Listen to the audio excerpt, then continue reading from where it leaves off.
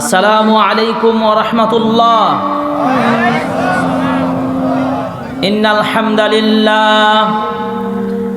हम्दलिल्लाह नहमदुहु व नस्तईनुहु व नस्तगफिरुहु व नु'मिनु बिहि व नतवक्कलु अलैहि व नऊदु बिल्लाहि मिन शुरूरि अनफुसिना व मिन सय्यिआति अअमालिना। من يهده الله فلا مضل له ومن يضلل فلا هادي له وأشهد أن لا إله إلا الله وحده لا شريك له وأشهد أن محمدا عبده ورسوله أرسله بالحق بشيرا ونذيرا فقد قال الله تعالى في كلام المجيد أعوذ بالله من الشيطان الرجيم يا أيها الذين آمنوا اتقوا الله حق تقاته ولا تموتن إلا وأنتم مسلمون يا أيها الذين آمنوا اتقوا الله وقولوا قولا سديدا يصلح لكم أعمالكم ويغفر لكم ذنوبكم ومن يطع الله ورسوله فقد فاز فوزا عظيما.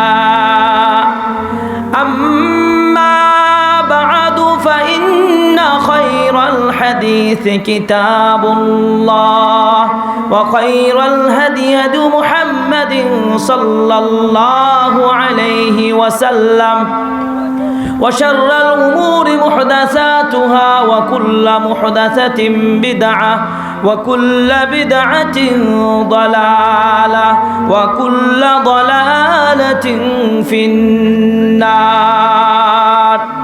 وبعد فاعوذ بالله من الشيطان الرجيم وما خلقت الجن والإنس إلا ليعبدون. وقال الله تعالى في موضع آخر يا أيها الناس كلوا مما في الأرض حلالا طيبا ولا تتبعوا خطوات الشيطان إنه لكم عدو مبين.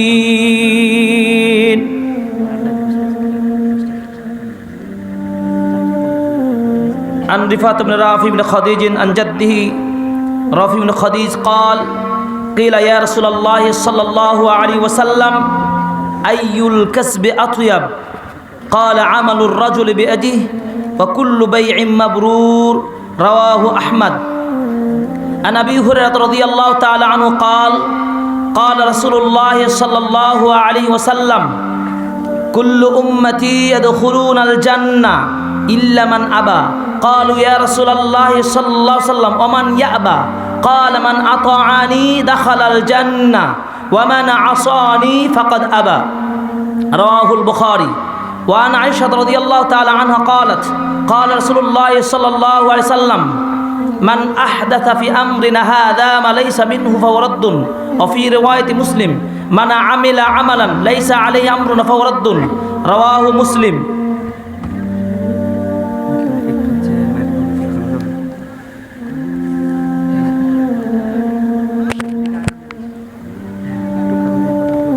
নওগাঁ জেলার নিয়ামতপুর থানার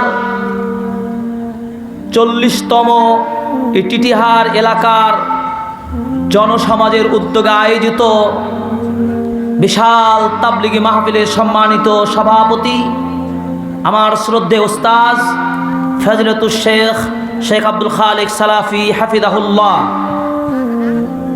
আজকের এই বিশাল তাবলিগি মাহফিলের প্রধান আলোচক,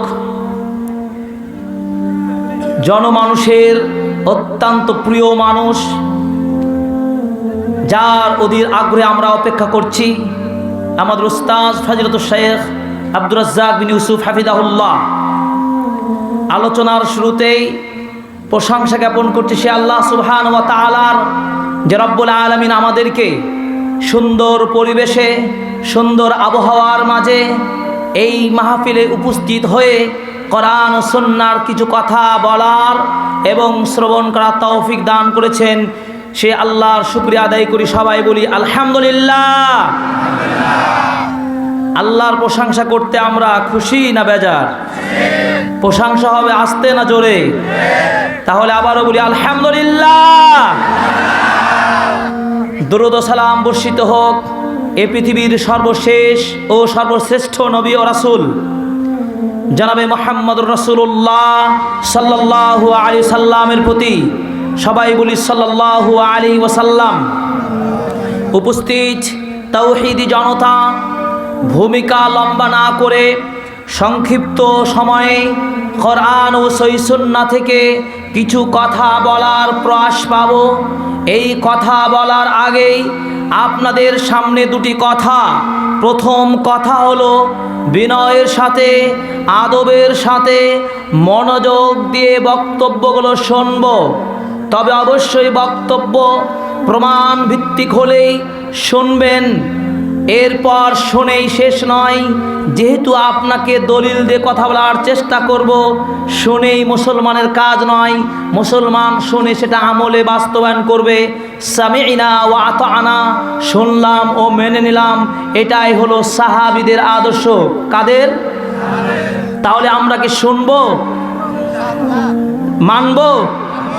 আল্লাহ তুমি কবুল করো, আমিন। সম্মানিত উপস্থিতি, আমাদের খুব ভালো মনে রাখতে হবে, আল্লাহ রাব্বুল আলামিন পৃথিবীতে দুইটা জাত সৃষ্টি করেছেন। কয়টি জাত? এই দুইটি জাতের উপর আল্লাহ কি বিশেষ দাবি, বিশেষ হুকুম তিনি নাজিল করেছেন, যা অন্য কোনো সৃষ্টিজীবের উপরে দেয়নি, ঠিক কিনা? সেই দুইটা জাত, এক হলো মানুষ, এক হলো জিন। মানুষ এবং জিন, এই দুই জাত, এই দুইটি সৃষ্টি জীবের ওপরে আল্লাহ রাব্বুল আলামিন তার বিধান তিনি দিয়েছেন।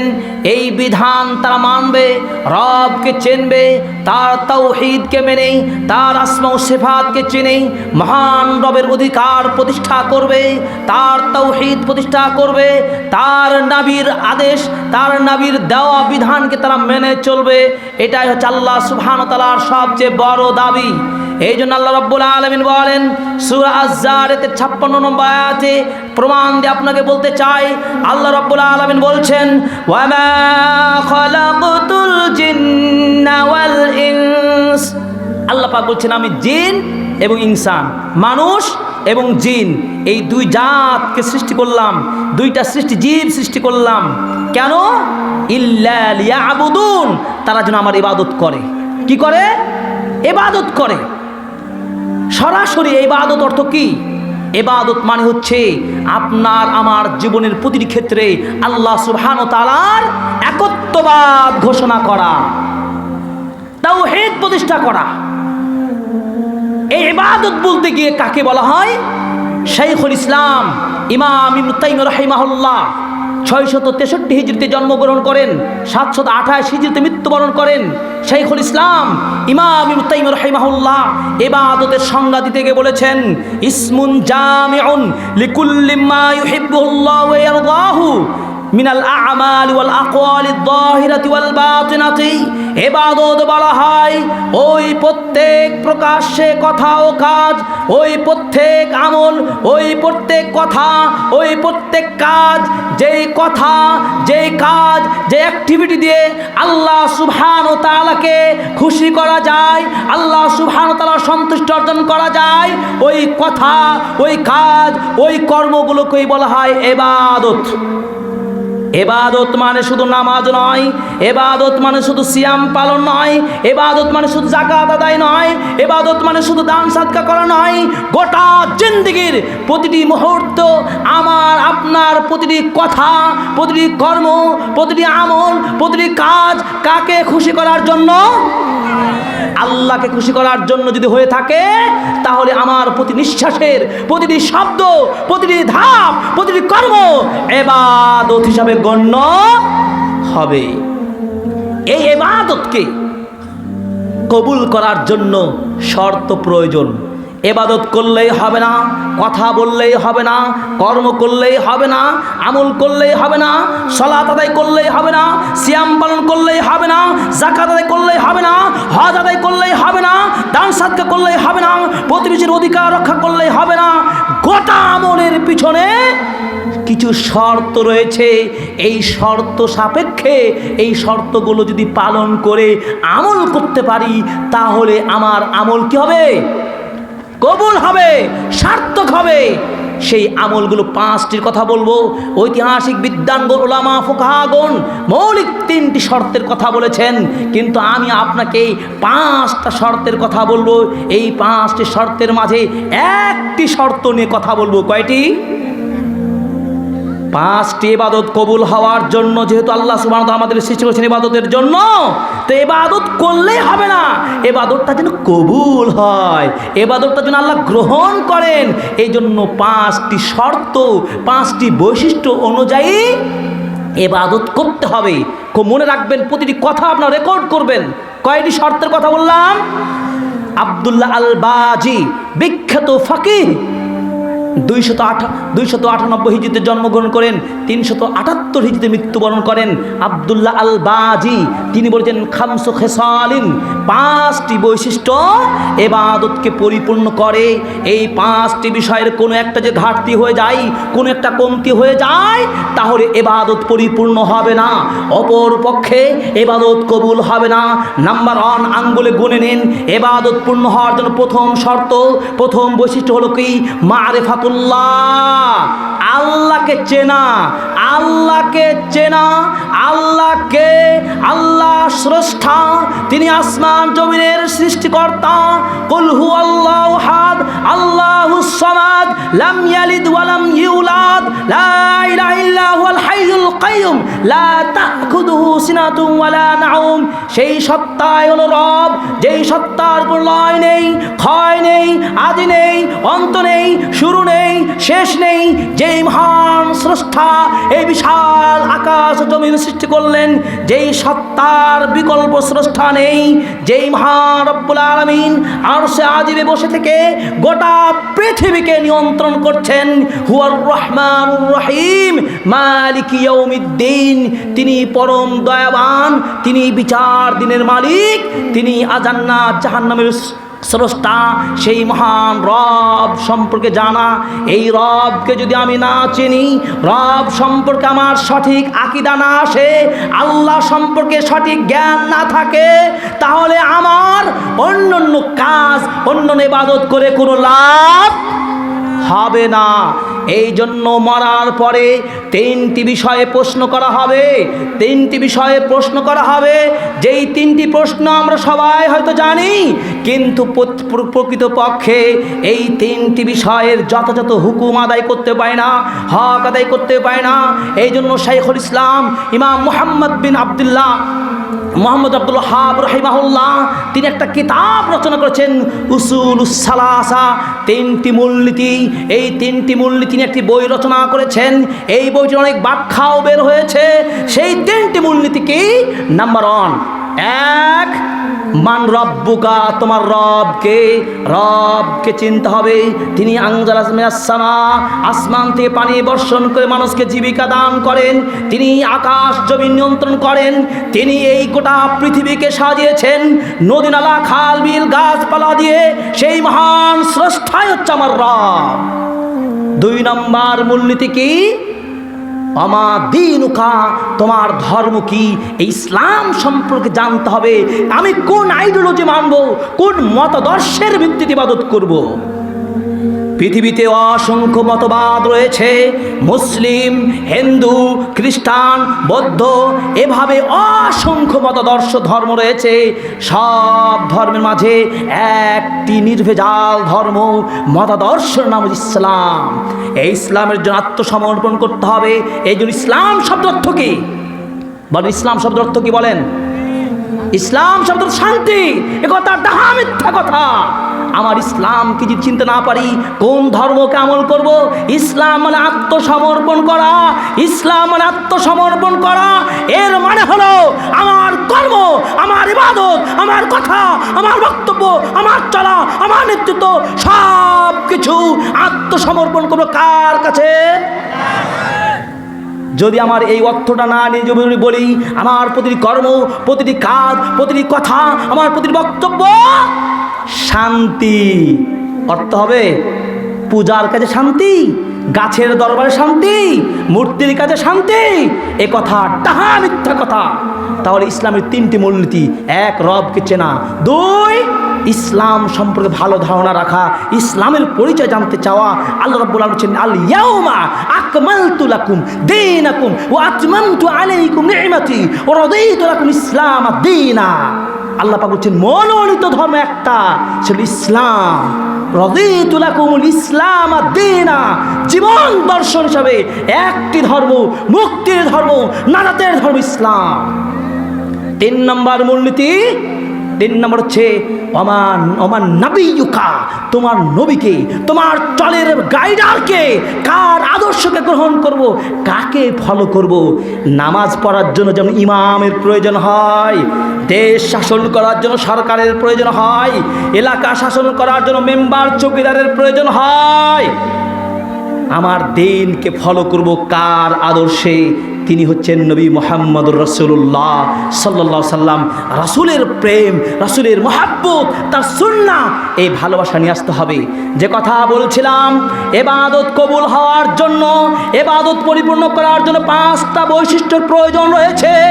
একটি বৈশিষ্ট্য মানলে আর একটি ছাড়বেন, একটি ঘাটতি থাকলে, কমতি থাকলে ইবাদত পরিপূর্ণ হবে না। সে কথা বলতে গিয়ে বলছিলাম 3টি মূলনীতি জ্ঞান অর্জন করা এটা ওয়াজিব। প্রতি মুসলমানের জন্য এই 3টি মূলনীতির জ্ঞান অর্জন করা ওয়াজিব, আবশ্যক করতেই হবে। রবকে চিনতে হবে 1, 2, ইসলাম সম্পর্কে পড়াশোনা করতে হবে, ইসলাম সম্পর্কে সঠিক ধারণা থাকতে হবে। 3, নবী মুহাম্মদ সাল্লাল্লাহু আলাইহি ওয়াসাল্লামের পরিচয় জানতে হবে। নবী মুহাম্মদ কোন পরিবারের, তার কর্ম কি, তার নেতৃত্ব কি, তার অ্যাক্টিভিটি, তার আইডিওলজি, তার আদর্শবাদকে গ্রহণ করা, এই 3 মূলনীতি। এরপর বলছিলাম ইবাদত কবুল হওয়ার জন্য যেই 5টি বৈশিষ্ট্য: 1, আল্লাহকে চেনা; 2, মারিফাতুল হককে, হক চেনা, সত্যকে চেনা, বাতিলকে পরিহার করে দেওয়া, সত্যের পক্ষে থাকা, সত্যের জন্য সময় দেওয়া, সত্যের জন্য লড়াই করা। আপনার যদি সত্যবাদিতা থাকে, হকের ওপর অবিচল থাকেন, কিন্তু রবকে মানেন না, ওই সত্যবাদী শাসকের কোনো প্রয়োজন আছে? ওই সত্যবাদী লোকের প্রয়োজন আছে? তাহলে রবকে যেমন চিনব, তেমনভাবে আমি হকের ওপরও থাকবো। 3 নম্বর আমি সংক্ষেপ করে দিচ্ছি। 3 নম্বর বৈশিষ্ট্য কি? আল ইখলাসু ফিল আমাল, আমলে একনিষ্ঠতা বোধ থাকতে হবে। আমি রবকে জানি, রবকে চিনি, তিনি আমার স্রষ্টা। আমি সত্যের পক্ষে লড়াই করি, সত্যকে গ্রহণ করি, এটাও ঠিক। কিন্তু যদি আমলে ইখলাস না থাকে, একনিষ্ঠতা বোধ না থাকে, আমার জালসা করা, আমার তাবলিগি জালসা করা, আমার সালাত আদায় করা, আমার দান খয়রাত করা, আমার পরিবার, আমার পড়াশোনা, সব কিছুর মাঝে যদি ইখলাস, একনিষ্ঠতা না থাকে, এই সত্যবাদী হয়ে, এই ইমানদার হয়ে কোনো লাভ হবে না। তাহলে ইখলাস থাকতে হবে, কাজের মধ্যে পাওয়ার থাকতে হবে। আমি যে কাজটা করছি, আমি যে সালাত আদায় করছি, আমি যে যাকাত আদায় করছি, আমি যে সিয়াম পালন করছি, কাকে খুশি করার জন্য? আল্লাহকে। তাহলে এখন সে থাকতে হবে।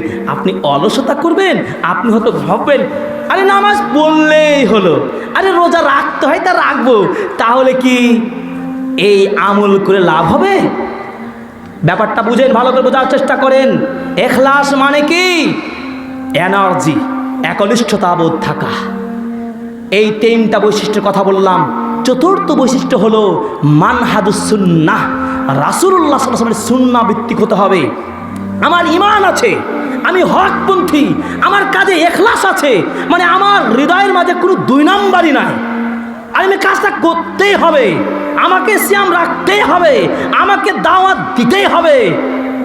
কিন্তু আমি যে ইবাদত করি, আমি যে সালাত আদায় করি, আমি যে হজ আদায় করি, আমি যে যাকাত আদায় করি, আমি যে বিচার ফয়সালা করি, আমি যে হত্যার বিচার করি, প্রতিবেশীর হক আদায় করি, পারিবারিক উত্তরাধিকারী বিধানের বিচার করি, সেইগুলো যদি রাসূলের মতো না হয়, সুন্নাহ ভিত্তিক না হয়, তাহলে পূর্বের এই তিনটি বৈশিষ্ট্যের কোনো দাম নাই। আছে? রাসূলুল্লাহ সাল্লাল্লাহু আলাইহি ওয়াসাল্লামের আদর্শ ভিত্তিক যদি আমলটা না হয়, আমার আমল বাতিল হয়ে যাবে। আল্লাহ রাব্বুল আলামিন পবিত্র কোরআনে একাধিক আয়াতে বলছেন, ইয়া আইয়ুহাল্লাযীনা আমানু আতিউল্লাহ ওয়া আতিউর রাসূল ওয়া লা তুবতিলু আমালাকুম। সূরা মুহাম্মদের 33 নম্বর আয়াতে আল্লাহ পাক বলেন, হে বিশ্বের ঈমানদার লোকেরা, তোমরা আল্লাহর দাসত্ব করো, নবীর অনুসরণ করো। নবীর অনুসরণ ছাড়া যদি কোনো আমল করো, তোমার আমল বাতিল হয়ে যাবে। বলুন, আমরা কি কষ্ট করে আমল করার পর আমলটাকে বাতিল করতে চাই? আমি কর্ম করলাম, কর্মটা যদি আমার বৃথা হয়, তাহলে ওই কর্মের কোনো দাম হবে? জমিতে ফসল লাগিয়ে দিলাম, জমি থেকে ফসল আসলো না, এমন পদ্ধতিতে ফসল দিলাম, আমি বীজ বপন করলাম, আমি কিন্তু সার দিলাম না, পানি দিলাম না, সেবা দিলাম না, এবং কৃষির যে পদ্ধতি, এই পদ্ধতি অবলম্বন করলাম না, ওই জমিতে ফসল হবে? ওই ফসল হবে না, হতাশ হয়ে কোনো লাভ হবে না। এই জন্য ইবাদত করতে হবে কি? সুন্নাহ, মানহাজ সুন্নাহ, সুন্নাহর মানহাজ ভিত্তিতে করতে হবে, রাসূলুল্লাহ সাল্লাল্লাহু আলাইহি ওয়াসাল্লামের অনুসরণের মাধ্যমে করতে হবে। অনুসরণ মানে কি? অনুসরণ মানে কি? অনুসরণ মানে হলো রাসূল সাল্লাল্লাহু আলাইহি ওয়াসাল্লাম যেভাবে আমল করেছেন, যা আদেশ করেছেন তা অকপটে মেনে নেওয়া, যা নিষেধ করেছেন তা বর্জন করা। আল্লাহ রাব্বুল আলামিন সূরা হাসর 7 নম্বর আয়াতে বলেন, ওয়া মা আতাকুমুর রাসূলু ফাখুযুহু ওয়া মা নাহাকুম আনহু ফান্তাহু। ওহে পৃথিবীর মানুষ, তোমাদের কাছে তোমাদের নবী যেই সব বিষয় আদেশ করে তা তোমরা পালন করো, তা তোমরা গ্রহণ করো, যা নিষেধ করে তা বর্জন করো। রাসূলের ইত্তেবা হলে এভাবেই, তিনি কখন কোন বিষয়ে আদেশ করেন, তিনি কোন বিষয়ে আদেশ করেন, কোনটা তিনি দেখিয়ে দিয়েছেন সেভাবে করো।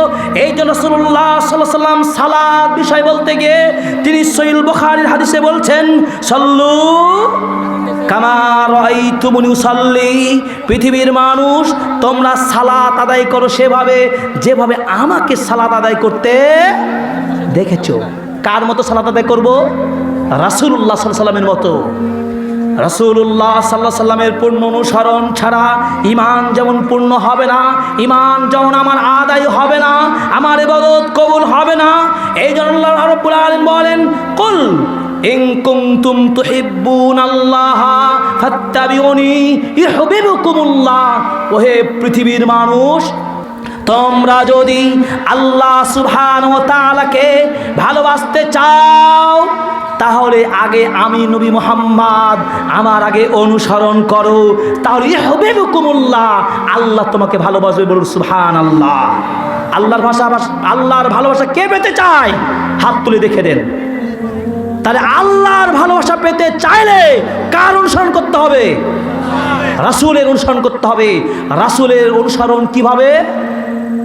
সবুজ পাগড়ি দিয়ে, সবুজ পতাকা দিয়ে, রাস্তায় শোডাউন দিয়ে, বছরে একদিন মিলাদ পালন করে? ব্যাপারটা তাই?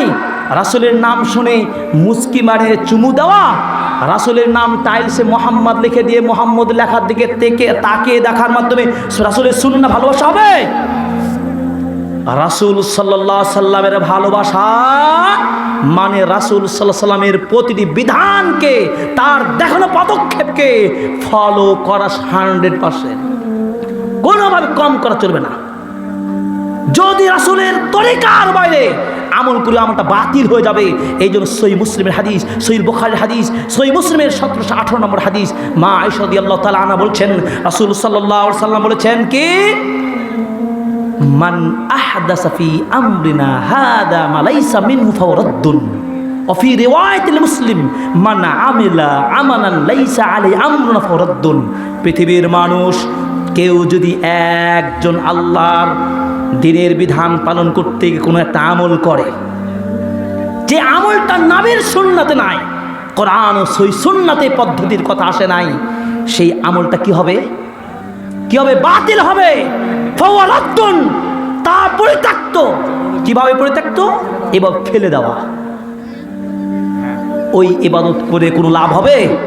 লাভ হবে না। একটা উদাহরণ দিচ্ছি। রাসূলুল্লাহ সাল্লাল্লাহু আলাইহি সাল্লাম রমজান মাসের আগের মাসের নাম কি বলেন তো?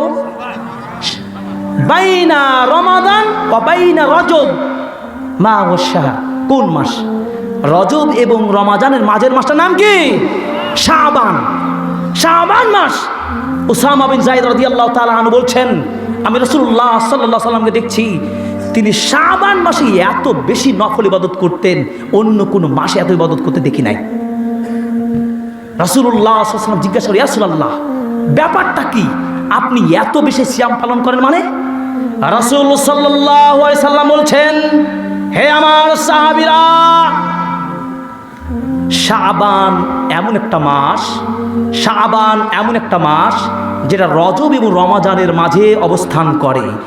এই মাসে মানুষরা বেশি গাফেল থাকে, অমনোযোগী থাকে। কেন থাকে? একটা তাত্ত্বিক বিশ্লেষণ। কেন থাকে? ও এদেশের মুসলমানের বাচ্চারা বলবে কি জানেন, আরে আর কয়দিন বাঁচতো রমজান মাস, রমজান মাসে তারাবি পড়বো, রোজা রাখবো, ইফতার করব, কোরআন তেলাওয়াত করব, দান খয়রাত করব, বছরের সব গুনাহ মাফ হয়ে যাবে। নাউজুবিল্লাহ। এই প্রত্যাশা করতে গিয়ে শাবান মাসকে হেলে দুলে খেলিয়ে পাঠ করে দেয়।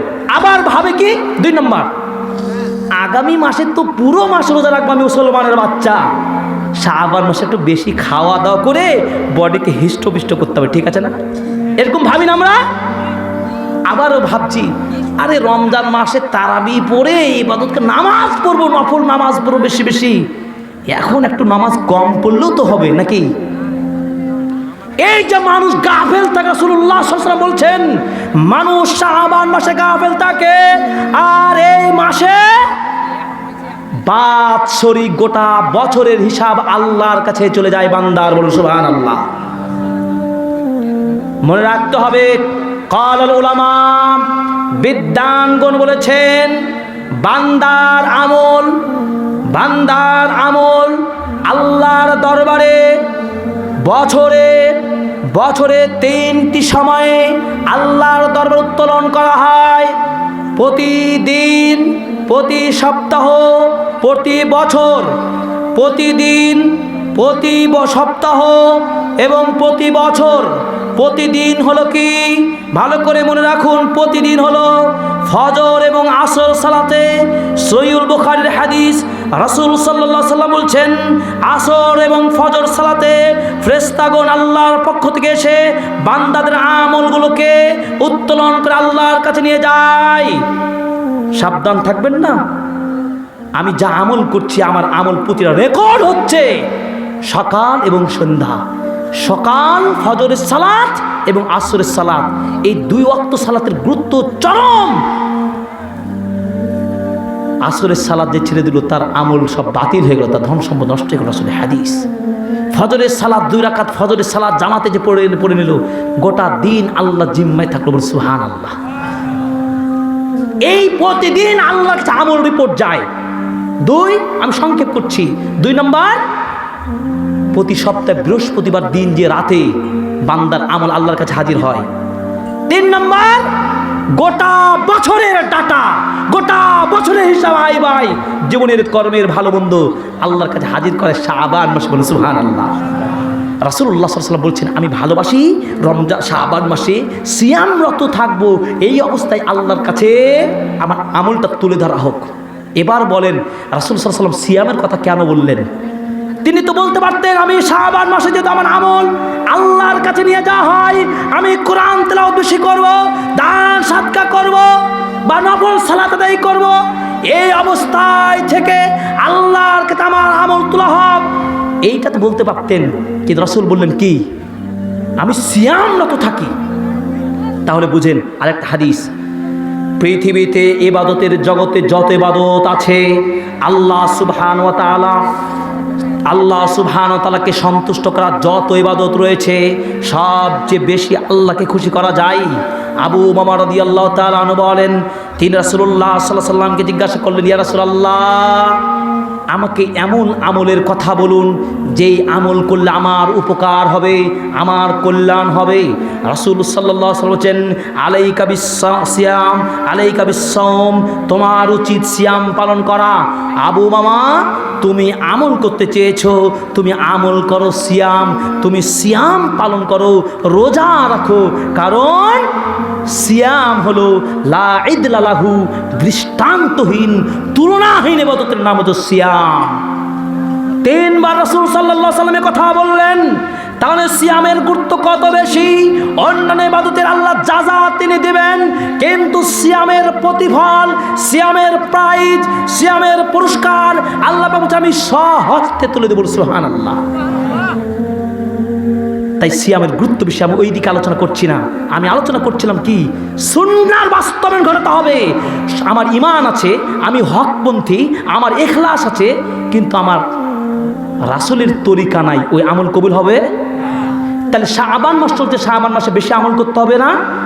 বেশি বেশি নফল সিয়াম পালন করতে হবে না? এবার এটা রাসূলের সুন্নাত। এবার রাসূলের সুন্নাহটা উল্টে দিয়ে এদেশের সমাজের পাক ভারত উপমহাদেশের বাংলার মানুষেরা করে কি, আমাকে কতজন যে ফোন করে বলছে, হুজুর একদিন রোজা রাখলে হবে না? আরে গলা ফাটে ওয়াজ করি, জুমার খুতবায় বলি, ফেসবুকে বলি, আলোচনায় বলি, সেমিনারে বলি, বৈঠকে বলি, তালিমি বৈঠকে বলি, এত ওয়াজ করি, এই মানুষকে পরিবর্তন করা যায় না। আরে পরিবর্তন হওয়ার চিন্তা করেন। বক্তব্য শোনার পরেও বলছে, চাচা একদিন রোজা রাখলে হয় না? কবে গো চাচা, কবে? চাচা 15 শাবানে একদিন রোজা রাখতে চায়। কি বলবেন আপনি? পৃথিবীতে একটা হাদিস দেখাতে পারবে সহিহ হাদিস? একটা সহিহ হাদিস দেখাতে পারবে? শাবান মাসের 14 তারিখ পার হয়ে 15 তারিখে একটা রোজা রাখবে? যেই নবীর গোটা জিন্দেগির সব গুনাহ মাফ, তিনি এত বেশি সিয়াম পালন করছেন, একদিনে নয় একাধিক সিয়াম পালন করছেন। আমি আপনি কত ইমানদার যে আমি একটা সিয়াম পালন করে আল্লাহর কাছে বাৎসরিক রিপোর্ট আমি পার হয়ে যাব? এই যে আপনার নিজের ব্রেনের বিবেক খাটিয়ে দিলেন যে শাবান মাসের সবে বরাতের রাত্রি পালন করে গোটা দিন সিয়াম পালন করে বাৎসরিক রিপোর্ট আমি পেশ করে আল্লাহর কাছে, আমি ক্ষমাপ্রাপ্ত হয়ে যাব, আমি আগামী বছরে ভালো খাবো, আমার জীবন হায়াত ভালো চলবে, এই আশা করে একটা সিয়াম পালন করা, এটাই হলো বেদাত। এটাই রাসূলের উল্টাটা। বেদাত কি? রাসূলের তরিকার উল্টোটা।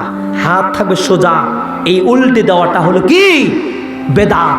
এটা পদ্ধতি, পদ্ধতির উল্টে দেওয়ার নাম হলো কি? বেদাত।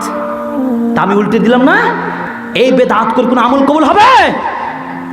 মনে রাখবেন, তাওহীদ ও শিরক, তাওহীদের সাথে শিরকের মিশ্রণ হলে সব বাতিল। ইবাদতের জগতে তাওহীদ যেমন জরুরি, অনুরূপভাবে ইবাদতের জগতে সুন্নাহর জরুরি। তাওহীদ যদি থাকে আর যদি সুন্নাহ না থাকে, ওই তাওহীদের দাম হবে না। কারো যদি সুন্নাহ থাকে আর তাওহীদ না মানে, তাহলে তার সুন্নাহ পূর্ণ হবে না। দুইটা পজিটিভ, দুইটা নেগেটিভ, দুইটা গ্রহণ করতে হবে।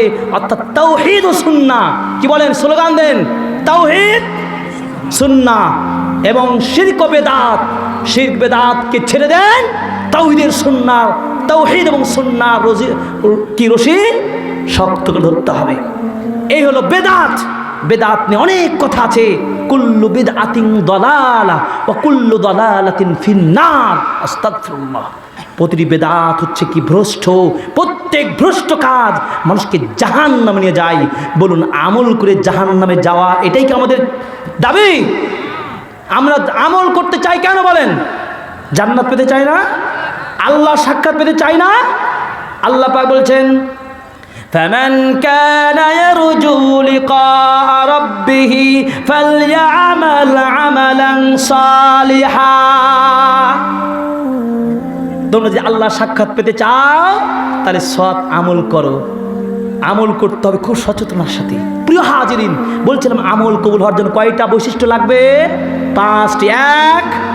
এক নম্বর হলো ঈমান আনতে হবে, আল্লাহকে চিনতে হবে। 2, হকপন্থী হতে হবে।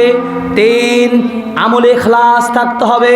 4, মানহাজুস সুন্নাহ, রাসূলের সুন্নাহ ভিত্তিক হতে হবে। 5, আকিলুল হালাল, হালাল খেতে হবে। আমার ঈমান আছে, আমার ইখলাস আছে, আমার হক আছে, আমার রাসূলের সুন্নাহ আছে, কিন্তু আমি যা খাই হারাম খাই। এই 4টি বৈশিষ্ট্য থেকে কোনো লাভ হবে না, হারামকে কোনো ইবাদত কবুল হবে না। আজকের বক্তব্যের মূল বিষয় হচ্ছে এটাই। ইবাদত কবুল হওয়ার পূর্ব শর্ত হলো কি? হালাল উপার্জন, হালাল উপার্জন, হালাল আয় করে হালাল খাওয়া। এবার বলি হালাল কাকে বলে?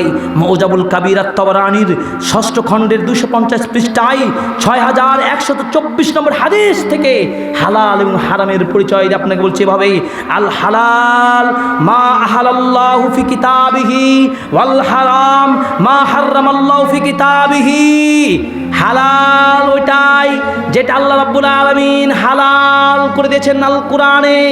হারাম ওটাই যেটা আল্লাহ হারাম ঘোষণা করেছেন। হালাল সেটাকে বলে যেগুলো আল্লাহ কোরআনে হালাল বলে দিয়েছেন। হারাম সেটাই যেটা আল্লাহ হারাম বলে তিনি কোরআনে বলে দিয়েছেন। হালাল কি জিনিস, হারাম কি জিনিস? একটি হাদিস আপনাকে বলি, সহিহুল বুখারী হাদিস, নু'মান বাশীর রাদিয়াল্লাহু তাআলা আনহু থেকে বর্ণিত, সামি'তু রাসূলুল্লাহ সাল্লাল্লাহু আলাইহি ওয়াসাল্লাম ইয়াকুল, তিনি বলেন আমি রাসূলুল্লাহ সাল্লাল্লাহু আলাইহি ওয়াসাল্লামকে বলতে শুনেছি কি, ইন্নাল হালাল বাইয়িনুন ওয়া ইন্নাল হারাম বাইয়িনুন। হালাল স্পষ্ট, হারাম স্পষ্ট। ওয়া বাইনাহুমা উমুরুন মুশতাবিহাতুন। হালাল এবং হারামের মাঝে এমন কতগুলো কর্ম আছে, এমন কতগুলো বিষয় আছে, এমন কতগুলো জীবিকা আয়ের পথ পদ্ধতি আছে যেগুলোর মধ্যে সন্দেহ হয়ে যায় এটি হালাল হারাম। আরে গোটা মুসলিম জগৎ কোরআন পড়লে তার কাছে হালাল স্পষ্ট হয়ে যাবে, তার কাছে হারাম স্পষ্ট হয়ে যাবে। এই হালাল এবং হারামের মাঝে রাসূলুল্লাহ বলছেন কি, কিছু অস্পষ্ট জিনিস আছে, লা ইয়ালামুহুন্না কাসীরুম মিনান নাস। রাসূলুল্লাহ সাল্লাল্লাহু আলাইহি ওয়াসাল্লাম বলছেন এই অস্পষ্ট, এই অজ্ঞাত, এই অচেনা অস্পষ্ট বিষয়গুলো অধিকাংশ মানুষ বুঝতে পারে না। এটা কি হালাল হবে? আমি যে ব্যবসা করছি এটা কি বৈধ? আমি যে কর্ম করছি এটা কি বৈধ হবে? সন্দেহ কাজ করছে। রাসূল সাল্লাল্লাহু আলাইহি সাল্লাম এই সন্দেহ বিষয়ে বলতে গিয়ে বলছেন, ফামানিত্তাকাশ শুবহাত ফাকাদ ইস্তাবরা লিদীনিহি ওয়া ইরদিহি। যে এই সন্দেহপূর্ণ বিষয়তে বেঁচে গেল, রক্ষা থাকলো, রাসূল বলছেন সে তার দিন, সে তার সম্মানকে রক্ষা করতে পারলো। বলে সুবহানাল্লাহ। বিষয়টা মূলনীতি, ইসলামের মূল মূলনীতি, গুরুত্বপূর্ণ। যে আমার কাছে হালাল স্পষ্ট, আমার কাছে হারাম স্পষ্ট, কিন্তু কিছু বিষয় রয়েছে অস্পষ্ট। রাসূলুল্লাহ সাল্লাল্লাহু আলাইহি ওয়াসাল্লাম বলছেন অস্পষ্ট বিষয়ের ক্ষেত্রে বলছেন যে এটা সন্দেহ, এটা হালাল হবে না হারাম হবে, এটা হারাম না হালাল, আমিনাল হালাল আমিনাল হারাম, এটি হালাল না হারাম এটা আপনি বুঝতে পারছেন না। রাসূলুল্লাহ সাল্লাল্লাহু আলাইহি ওয়াসাল্লাম বলছেন যদি তুমি হালাল হারাম এইগুলো চেনার পরে অস্পষ্ট বিষয় থেকে দূরে থাকতে পারলে, রাসূলুল্লাহ বলছেন ফাকাদ ইস্তামরা লিদীনিহি ওয়া ইরদিহি, সে তার সম্মান, সে তার দিনকে রক্ষা করতে পারলো, হেফাজত করতে পারলো। বলুন সুবহানাল্লাহ। ওয়ামান ওয়াকা ফিশ শুবহাত ওয়াকা ফিল হারাম। রাসূলুল্লাহ সাল্লাল্লাহু আলাইহি ওয়াসাল্লাম বললেন কেউ যদি সন্দেহ গুরুত্বপূর্ণ বিষয়ে ঢুকে যায়, ওই শুবহাতে ঢুকে যায়, ওই শুবহাতে পতিত হয়ে যায়, সেজন্য হারামে পতিত হয়ে গেল। বলুন নাউজুবিল্লাহ। মনে রাখতে হবে, এই ব্যক্তিটি ওই সন্দেহের উদাহরণ দিতে গিয়ে রাসূলুল্লাহ সাল্লাল্লাহু আলাইহি ওয়াসাল্লাম হাদিসে বলছেন, কাররাই ইয়ারা হাউলাল হেমা, ওই রাখালের মতো, যে রাখাল একটা প্রাচীরের মাঝে গরু ছাগল এগুলো চারণ করছে, আর প্রাচীরের পাশে ফসল রয়েছে, সেই আশঙ্কারিও শিকাইয়ার তাফিহে, ওই রাখাল মনে করছে কখন জানি আমার ওই গরু বা ছাগল ওই ফসল মুখ দিবে, এই আশঙ্কা কাজ করছে, তার আশঙ্কা হয়। তখন রাখাল কি করবে? তার ভয় হয় যে কোনো মুহূর্তে ওই প্রাচীরের খাবার খেয়ে নিতে পারে, ওই চ্যাগারের মাঝের খাবারে মুখ দিতে পারে, অতএব সে সতর্ক হয়ে যাবে। এর নাম হচ্ছে শুবহাতে বেঁচে থাকা। আলা ওয়াইন্না লিকুল্লি মালিকিন হেমা, আলা ওয়াইন্না হিমাল্লাহি মাহারিমুহু। প্রত্যেক রাজার তার নির্দিষ্ট সীমারেখা রয়েছে, প্রত্যেক রাজা, প্রত্যেক বাদশাহ তার নির্দিষ্ট একটা প্রাচীর রয়েছে, কিছু বিধান রয়েছে, তাকে ওই সিস্টেম ফলো করে তার রাজত্ব চালাতে হয়। আর মনে রাখতে হবে, আল্লাহর সীমারেখা হচ্ছে যারা ওই হারাম, ওই বাউন্ডারি পার হওয়া যাবে না, ওই জায়গার পরিবর্তন করে ওভারটেক করা যাবে না। যদি আপনি ওই সীমারেখা ভেঙে দেন, তাহলে আপনি হারামে পতিত হয়ে যাবেন। কি বোঝা গেছে বিষয়টা? হালাল হারাম স্পষ্ট জানে, কিন্তু কিছু অস্পষ্ট বিষয়, যেমন বিমা হালাল না হারাম, সন্দেহ চলেছে, কোরআনে কোথায় আছে, হাদিসে কোথায় আছে। একটা সন্দেহ কাজ করে, প্রতারণার জগৎ সে অনেক, সুদের খেলা কত যে আছে এই পৃথিবীতে, বাংলাদেশে বিশেষ করে সুদের কত যে ধারা উপধারা আছে, আপনাকে সন্দেহের মধ্যে ফেলে দিবে। আপনাকে বলবে, হুজুর চাচা একটা কাজ করেন না, টাকা জমা রাখেন, এই সেই করলে আপনার টাকা বেড়ে যাবে। আপনাকে ধাঁধা লাগিয়ে দিবে, ধাঁধা। এই ধাঁধা লাগা থেকে আপনাকে বাঁচতে হবে।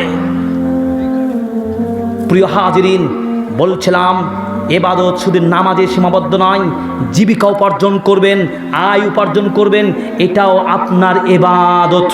তাই জীবিকা মানে কি? ইনকাম করা, আয় করা, উপার্জন করা, অ্যাকুইজিশন, আর্নিং, উপার্জন করা।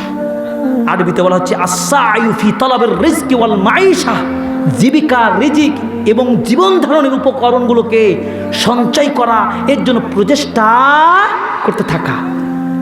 জীবিকা উপার্জনের গুরুত্ব কত বেশি আপনাকে বলছি। আল্লাহ রাব্বুল আলামিন জীবিকা উপার্জন করাটা দ্বীন ইসলামের হুকুমাতের মাঝে জীবিকা উপার্জনকে আহকামুত তাকলিফ, ইসলামী বিধিবিধানের মাঝে এটাকে ফরজে কেফায়ে বলা হচ্ছে। জীবিকা উপার্জন করা এটা ফরজে কেফায়া। মনে রাখতে হবে, অবস্থার প্রেক্ষিতে জীবিকা উপার্জন করা, ইনকাম করা, কাজে লাগা, কখনো ফরজ, কখনো ওয়াজিব, কখনো মানদুব, কখনো জায়েজ, কখনো মুবাহ, কখনো হারাম। সামগ্রিকভাবে জীবিকা উপার্জন করা এটা ফরজে কেফায়া। এইভাবে ওই বেশিরভাগ উলামা আগে বলেছেন, শাইখুল ইসলাম ইমাম ইবনে তাইমিয়া মাজমু ফতোয়ায় বলেছেন।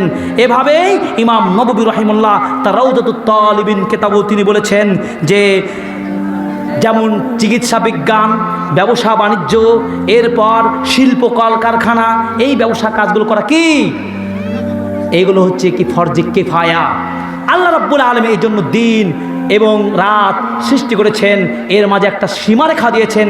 দিনে মানুষরা কি করবে? জীবিকা উপার্জন করবে। জীবিকা এত গুরুত্বপূর্ণ, ওই জীবিকা যদি আপনার হালাল না হয়, উপার্জন হালাল না হয়, আপনার ইবাদত কবুল হবে? ইবাদত কবুল হবে না। এই জীবিকা উপার্জন করার জন্য আল্লাহ রাব্বুল আলামিন তার কোরআনে একাধিক বিধান দিয়েছেন। এই ব্যাপারে থিসিস করতে হবে, পড়াশোনা করতে হবে। আপনাদের জানার জন্য বলছি, আমি রাজশাহী বিশ্ববিদ্যালয় ইসলাম স্টাডিজ বিভাগে পিএইচডি গবেষণা করছি।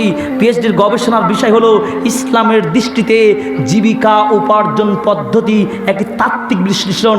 আজকের যুব সমাজ বলে, আমি কোথায় জীবিকা উপার্জন করব, হালাল চাকরি পাই না। আমার চাচা বলছে, বাবা কোথায় যাব, আমাকে ভিক্ষা চেয়ে খেতে হবে, আমার ওই যুবক ভাই বলছেন, ভাই দুনিয়া হাহাকার অবস্থায়, অর্থনৈতিক অবস্থা খুব খারাপ, আমি জীবন চলতে পারছি না। আপনাকে বলতে চাই, জীবিকা উপার্জনের অনেক পন্থা রয়েছে, হালাল পন্থা রয়েছে, হারাম পন্থা রয়েছে। হারাম থেকে বেঁচে থাকতে হবে। হারাম থেকে যদি বাঁচতে না পারি, এই হারাম খেয়ে হারাম ইবাদত কবুল হবে না। তার আগে আপনাকে বলতে চাই, জীবিকা উপার্জন করে আল্লাহ রাব্বুল আলামিন বিধান দিয়েছেন। তিনি বলছেন, ওয়াজআলনান নাহারা মাআশা, আমি দিনকে করেছি মানুষের জীবিকা উপার্জন করার জন্য দিন করেছি। এই জন্য আল্লাহ রাব্বুল আলামিন বলছেন, ফাইদা কুদিয়াতিস সালাতু ফান্তাশিরু ফিল আরদ ওয়াবতাগু মিন ফাদলিল্লাহ ওয়াযকুরুল্লাহ কাসীরান লাআল্লাকুম তুফলিহুন। পৃথিবীর মানুষ যখন আল্লাহ রাব্বুল আলামিন বলছেন, যখন মসজিদে আযানের ডাক দেওয়া হবে, তখন তোমাদের ব্যবসা বাণিজ্য জীবন জীবিকার পথ পদ্ধতিগুলো ছেড়ে দিয়ে তোমরা সালাতে চলে এসো। যখন তোমাদের সালাত শেষ হয়ে যাবে, ফান্তাশিরু ফিল আরদে, জমিনে ছুটে যাও। আমি আল্লাহ জীবিকা ছিটে রেখেছি, জীবিকা আহরণ করো। জীবিকার জন্য, ওই উপার্জনের জন্য আপনি টেবিলে চেয়ারে বসে থাকবেন, মসজিদের এক কোণে আপনি তসবিহ টিপবেন, আর তাহাজ্জুদ সালাত আদায় করবেন, নফল সালাত আদায় করবেন, কোরআন তেলাওয়াত করবেন। এই আশায় বসে থেকে জীবিকা পাওয়া যাবে না। এই যে উমর ইবনে খাত্তাব রাদিয়াল্লাহু তাআলা আনহু খুব শক্ত কথা বলেছেন, ও ইমানদার লোক শুনে রেখো, তুমি ইমানদার বড় দেখাও, তুমি তাকওয়া নিয়ে শুধু জিকির আজকার করো, মসজিদের কোণে বসে থাকো। মনে রেখো, আকাশ থেকে এমনিতেই রিজিক আসবে না, আকাশ এমনিতে বৃষ্টি আসবে না। আল্লাহ আকাশ থেকে জীবিকা দিয়ে দেন, ওই জীবিকা তিনি যেন ঢেলে দেন। ওই জীবিকা সঞ্চয়ের জন্য ইবাদত শেষ করে তুমি জমিনে ছড়িয়ে ছেড়ে পড়ো, জমিন থেকে জীবিকা আয় করো, সংগ্রহ করো, ঠিক কিনা? শুধু এই বেকারত্বের কথা বলেন আপনি। আজকে বেকার যুবকেরা, তুমি ফিকির করে চিন্তা করবে না, আমি যদি চিন্তা করতে পারি, আমি পড়াশোনা করি, আমি শিক্ষকতা করি, আমার মাথায় বিবেক কাজ করে কিভাবে আমাকে হালাল জীবিকা উপার্জন করতে হবে। তোমার স্বপ্ন দেখতে হবে, কর্ম করতে হবে, কাজে এগিয়ে আসতে হবে। তার আগে কিন্তু শর্ত রয়েছে, তাকওয়া ভিত্তিক আমল করতে পারলেই ইমানদার, যদি পূর্ণ ইমানদার হওয়া যায়, তাকওয়া ভালো করা যায়, তাহলে আপনার জীবিকাতে আল্লাহ বরকত দিবেন। বলুন সুবহানাল্লাহ। এই জন্য আমার যুবক ভাইদেরকে বিশেষ করে বলবো, হে যুবক ভাইরা, আপনাকে বলছি, আপনি আগে ইমানদার হয়ে যান, আপনি আল্লাহকে ভয় করেন, আর সময় মতো সিস্টেম অনুযায়ী আপনি জীবিকার জন্য হাতে দাউলি, কোদাল, অস্ত্র নিয়ে আপনি জমিনে ছড়িয়ে ছিড়ে যান, জীবিকার অভাব হবে না। আল্লাহ রাব্বুল আলামিন তিনি বলছেন, ওয়ালাকাদ মাক্কান্নাকুম ফিল আরদি ওয়াজআলনা লাকুম ফিহা মাআইশা কলিলাম মা তাশকুরুন। পৃথিবীতে আমি জীবিকা আমি বিছিয়ে রেখেছি, জীবিকা আমি দিয়ে রেখেছি, তোমরা সেগুলো সঞ্চয় করো। কিন্তু দুঃখের কথা, খুব অল্প সংখ্যক মানুষ শুকরিয়া আদায় করে কিনা? আল্লাহ পাক বলছেন, কি বলছেন? যে তোমরা জীবিকার জন্য ফামশু ফি মানাকিবিহা, জমিনের এ প্রান্ত থেকে ওই প্রান্ত তোমরা ছুটে যাও, ফাকুলু, সেখান থেকে সঞ্চয় করে তোমরা খাও। সাবধান হতে হবে, আমার ইবাদত সব ইবাদত করব, আমার ইবাদত যদি খাওয়াটা হালাল না হয়, আমার ইবাদত করে কবুল করে কোনো লাভ হবে না। এই জন্য রাখতে হবে। রাসূল সাল্লাল্লাহু আলাইহি সাল্লামকে জিজ্ঞাসা করা হলো, ইয়া রাসূলুল্লাহ, আইয়ুল কাসবে আতুয়াব, কোন জীবিকা, কোন উপার্জন, কোন ইনকাম, কোন পদ্ধতিটা সবচেয়ে বেশি প্রিয়, সবচেয়ে পবিত্র? আল্লাহ রাসূল সাল্লাল্লাহু আলাইহি ওয়াসাল্লাম বলেছেন, আমালুর রাজুলে বিয়াদিহি, প্রত্যেক মানুষ তার নিজ হাতে কাজ করবে, প্রত্যেক মানুষ তার নিজ হাতে কর্ম করবে, এটা হচ্ছে সবচেয়ে উত্তম দামি জীবিকা। প্রত্যেক ব্যক্তির নিজ হাতে কাজ করে যাই করে, এটাই সবচেয়ে দামি জীবিকা। বলুন সুবহানাল্লাহ। দুই, অকুল্লু বাইইম মাবরুর, প্রত্যেক বৈধ বেচা কেনা, ব্যবসা বাণিজ্য, কোরআনে ব্যবসা বাণিজ্যের কথা বলা হয়েছে, জীবিকার কথা বলা হয়েছে। রিজিক শব্দটা পবিত্র আল কোরআনুল কারিমে 123 বার ব্যবহার হয়েছে। এবং কাজ মানে উপার্জন করা, কাসাবা ইয়াকসিবু, এই শব্দটি যারা আরবি পড়াশোনা করেছেন তারা জানেন, উপার্জন করা এই শব্দটি কোরআনে প্রায় 67 বার ব্যবহার হয়েছে। আল্লাহ রাব্বুল আলামিন আমাদের কোরআনে হাদিসে এইভাবে তিনি জীবিকা উপার্জনের অনেক হালাল হারাম পন্থা তিনি বলেছেন। হালাল গ্রহণ করব, হারাম বর্জন করতে হবে। রাসূল সাল্লাল্লাহু বলছেন, উত্তম জীবিকা হলো নিজ হাতে কাজ করে ইনকাম করা। ওই যুবক, তুমি বাবার উপরেও তুমি নির্ভরশীল হচ্ছ। আমার ওই মুরব্বীর চাচা, আমার ওই বাবা বৃদ্ধ হয়েছে, তোমাকে লালন পালন করে শিক্ষিত করেছে, তুমি আজকেও তুমি বাবার অপেক্ষায় বসে থাকবে? এই বলেন যুবক ভাইরা, বসে থাকবেন? নিজেকে স্বনির্ভর হওয়ার জন্য আমার যোগ্যতা দিয়ে, আমার ক্ষমতা দিয়ে আমাকে এগিয়ে যেতে হবে। আমাকে যে হালাল ইনকাম করতেই হবে। আমি যে মুসলমানের বাচ্চা, আমাকে ইবাদত করতে হবে, হালাল পথ বেছে নিতে হবে। এটাই আমার নেশা, এটাই আমার কর্ম। জীবিকা উপার্জন করার জন্য হালাল পন্থা বেছে নিতে হবে। আল্লাহ রাসূল সাল্লাল্লাহু আলাইহি ওয়াসাল্লাম বলতে সহিহ বুখারীর 2072 নম্বর হাদিস, তিনি বলছেন মা আকালা হাদুন তাআমান কাত্তুন খায়রান মিন আন ইয়াকুলা মিন আমালি ইয়াদিহি। পৃথিবীতে উত্তম জীবিকা আর নেই যা মানুষ তার নিজ হাতে উপার্জন করে। মনে রাখো, ওয়া ইন্না নাবিয়াল্লাহ দাউদ আলাইহিস সালাম কান ইয়াকুলু মিন আমালি ইয়াদিহি। তোমাদের নবী দাউদ আলাইহিস সালাতু ওয়াস সালাম তিনি নিজে হাতে উপার্জন করতেন। বলুন সুবহানাল্লাহ। তোমাদের স্বয়ং নবী মুহাম্মদ সাল্লাল্লাহু আলাইহি সাল্লাম তিনি বলছেন আমি রাখাল ছিলাম। কুনতু রাইয়ান লিউকবা ইবনে আবি মুঈত। আমি উকবা বিন আবি মুঈতের রাখাল ছিলাম। রাসূল নিজে বলছেন আমি রাখালি করেছেন। পৃথিবীতে ওয়ামা বাআসাল্লাহু নাবিয়্যান ইল্লা ইসতারাহু। আল্লাহ রাব্বুল আলামিন পৃথিবীতে যত নবী পাঠিয়েছেন সব নবী রাখালের কাজ করেছেন, নিজে শ্রম দিয়েছেন। এই শ্রম যদি নবীরা দেয়, নবীর আদর্শের কথা বলতে চাই, নবীকে ভালোবাসতে চাই, তার মানহাজকে মানতে চাই, তাহলে কি আমরা কি হাত পা গুটে বসে থাকবো? কি বল, হাত পা গুটে বসে থাকবো? নবী যিনি সাইয়্যিদুল মুরসালিন, খাতামুন নাবিয়্যিন, তিনি যদি নিজ হাতে কর্ম করতে পারে, আমি কেন করব না? আমাকে করতে হবে। আপনি দাউদ নবীর কথা বলেন, মূসা নবীর কথা বলেন, ঈসা নবীর কথা বলেন, ইব্রাহিম নবীর কথা বলেন, আপনি যত নবী পাবেন প্রত্যেক নবী তারা এক একটি কর্ম করতেন। কেউ কাঠমিস্ত্রি ছিলেন, কেউ কাপড় বুনন করতেন, কেউ জমিতে চাষ করতেন, কেউ কাঠের কাজ করতেন। বিভিন্ন নবী বিভিন্ন কাজে জড়িয়ে থাকতেন। এগুলো সংক্ষিপ্ত সময় আলোচনা করার প্রয়োজন সময় পাচ্ছি না। থিসিসে যেহেতু আলোচনা করছি, সময় সুযোগ হলে আপনাদের কাছে প্রত্যেক নবীর তাদের দৈনন্দিন জীবনের কিভাবে তারা জীবিকা উপার্জন করতেন সেই পন্থাগুলো সময় সাপেক্ষ বিষয়ে আলোচনা করব। তবে সারমর্মমূল কথা হলো প্রত্যেক নবী রাসূল তারা নিজ হাতে উপার্জন করতেন। নিজ হাতে উপার্জনের ব্যথা আছে, এটা যে হালাল, আপনার হাত হারামে যাবে না।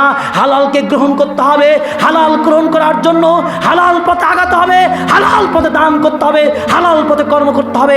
হালাল পথে যদি আপনার জীবিকা উপার্জন না হয়, ওই জীবিকা কবুল হবে না, ওই দান কবুল হবে না, ওই হজ কবুল হবে না, ওই উমরা কবুল হবে না, ওই আপনার আত্মীয়তাকে দান করে লাভ হবে না।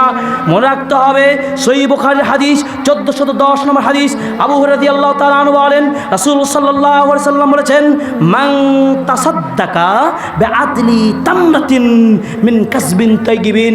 কোন মানুষ যদি তার হালাল উপার্জন থেকে একটা খেজুর আল্লাহর রাস্তায় দান করেন, হাদিসটা খুব ভালো করে মনে রাখেন, সহিহ বুখারীর 1410 নম্বর হাদিস, রাসূল সাল্লাল্লাহু আলাইহি ওয়াসাল্লাম বলেন মান তাসাদ্দাকা বিআদলি তামরাতিন মিন কাসবিন তাইয়িবিন।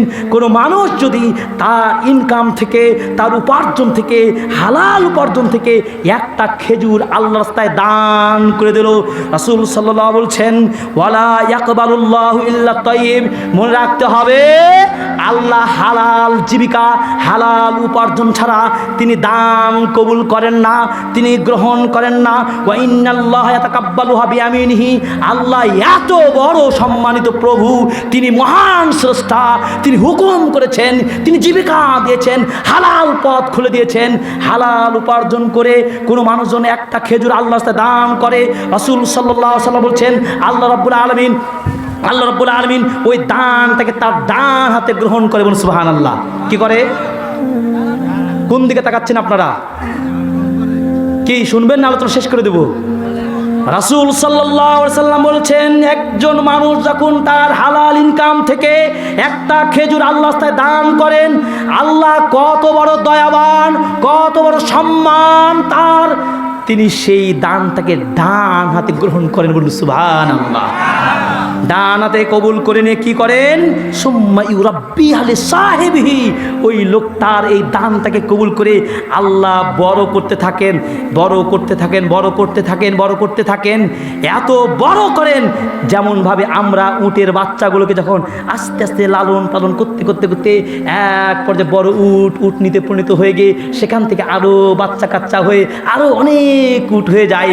আল্লাহ ওই একটা খেজুরকে তিনি যে পবিত্র খেজুরকে গ্রহণ করে হালাল খেজুরকে গ্রহণ করে নিয়ে তিনি এটাকে লালন পালন করতে করতে মানে এর মানটা বাড়াতে বাড়াতে আল্লাহ রাসূল বলছেন যে এটা কি হাত্তা তাকুনা মিসলাল জাবালে, পাহাড় পরিমাণ হয়ে যায়। বলুন সুবহানাল্লাহ। কি আমরা কি দান করতে পারবো না? দান করতে পারবো না? একটা টাকা কি পারবো না? আমরা একটা টাকা পারি না। কোথায় থেকে দান করব? হালাল থেকে। কেন? ইন্নাল্লাহ তাইয়্যিব লা ইয়াকবালু ইল্লা তাইয়্যিবান, আল্লাহ পবিত্র, তিনি পবিত্র বস্তু ছাড়া কবুল করেন না।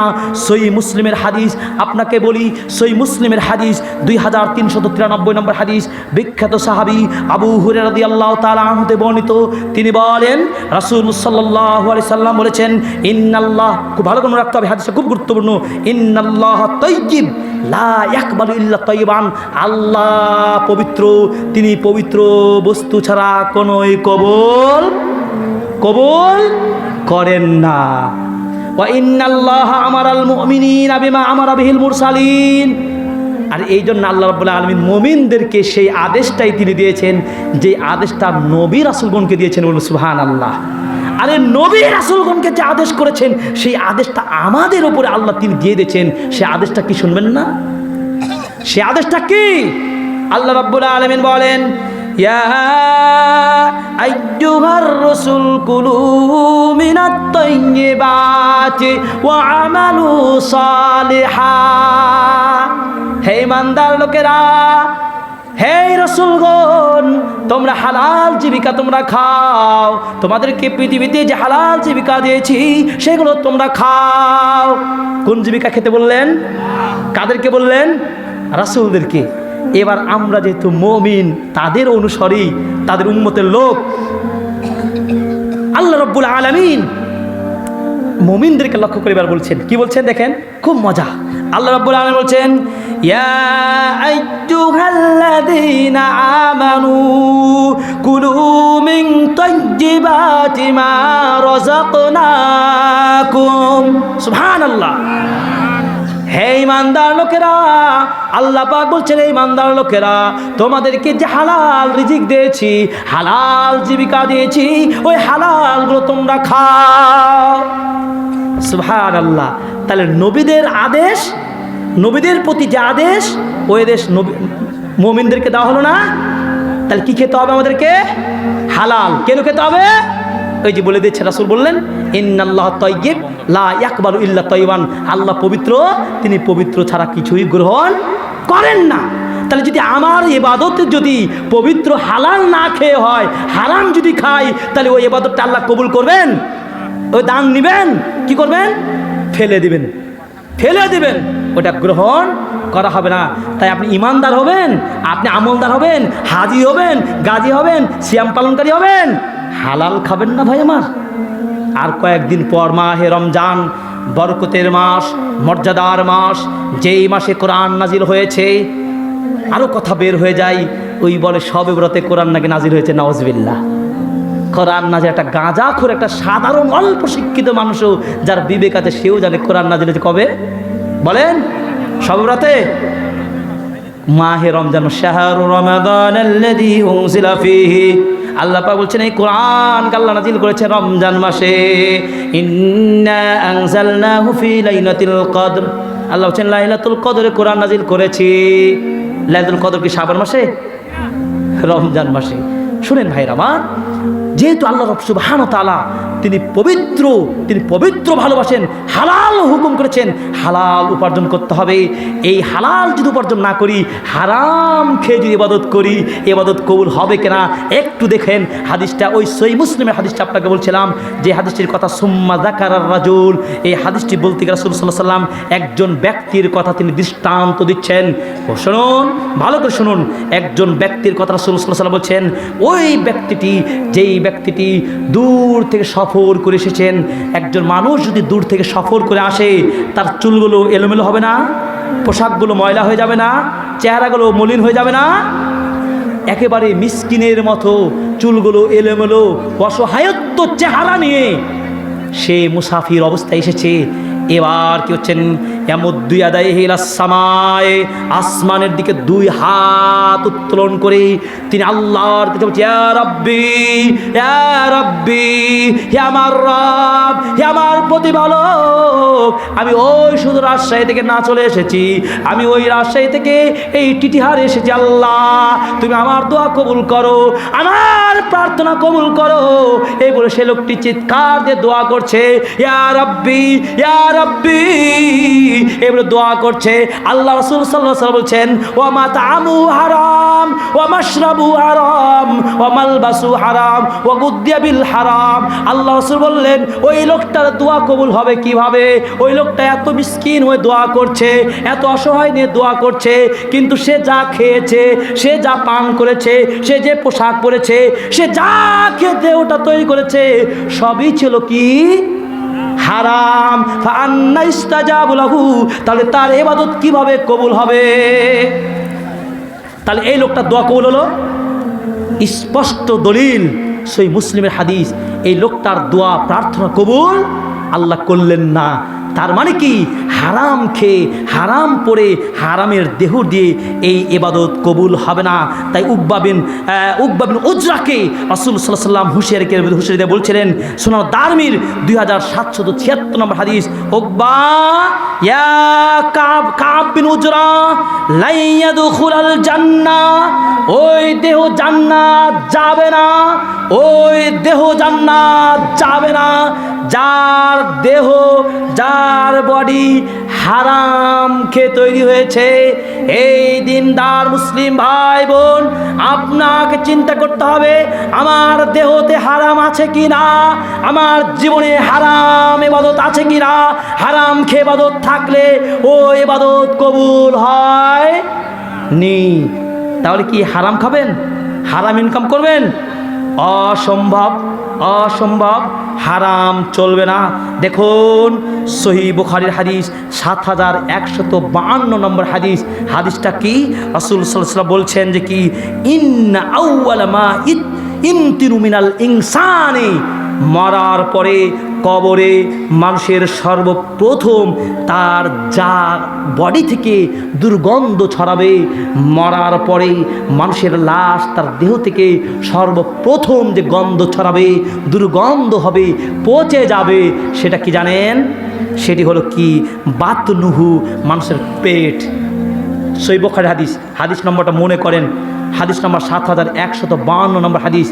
প্রথমে মৃত্যুর পরে কবরে মানুষের সবার আগে যেই দেহের পচন ধরবে, এই পচন থেকে গন্ধ আসবে, সেটা বাতনুহু, তার পেট।